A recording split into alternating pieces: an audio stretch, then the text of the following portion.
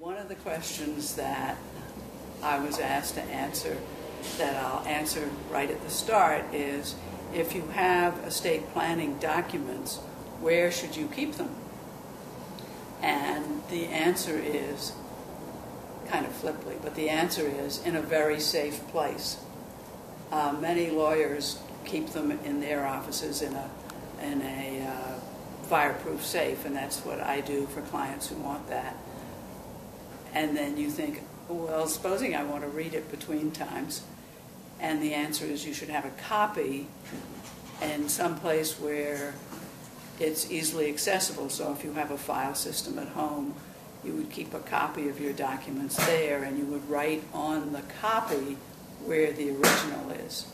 Now, some people think that it's not good to keep it in your safe deposit box, but because then if you pass away, then nobody can get at it. But actually, you can go into the bank and, your successor can go into the bank and say, Mom died and I need to get her will out of the safe deposit box. And you will be allowed to go in, somebody will be allowed to go in, open up the safe deposit box with the bank officer standing there watching to make sure no one takes the diamonds out or the gold coins, that they only take the documents. But then the question becomes, where is your key to your safe deposit box? And I think people in my practice, it's pretty clear that people tell you, they'll tell their kids, well, the will is in the safe deposit box.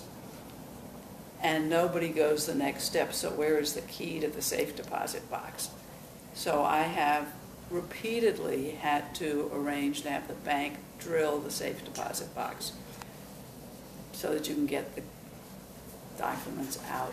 And at the moment, that costs $125, which if you had just said where the key was, you could save $125.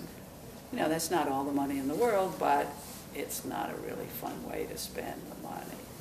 So either keep your documents with the lawyer, keep your documents in a safe deposit box, or if you have a safe at home, keep your documents there. That is the originals. And then keep a copy that's easily accessible to you, and tell whoever is going to be your successor, or is going to have to deal with all this stuff when you die, tell them where everything is, including the safe deposit box key. Because people forget about that. It's not a valuable item. What about healthcare directives? Should they be there too? Or?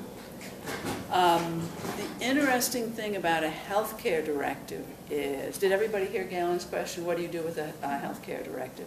Interesting thing about a healthcare directive is that the copy functions as well as the original, so you're not so desperate to have where's the original healthcare document.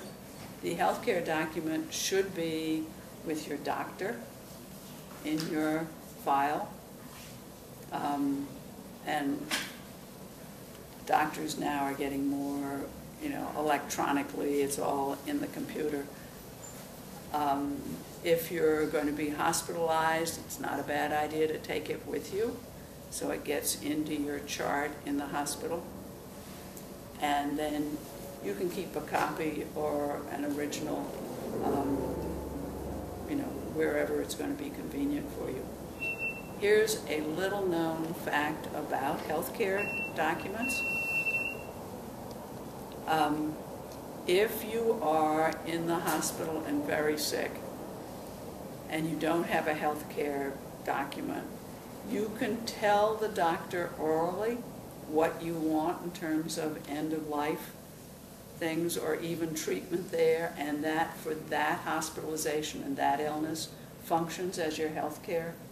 So everybody's running around and, you're competent, but you're pretty sick, and everyone's, oh, where's the health care thing? And I'm too weak to sign anything, but, remember that you can say it in those extreme situations.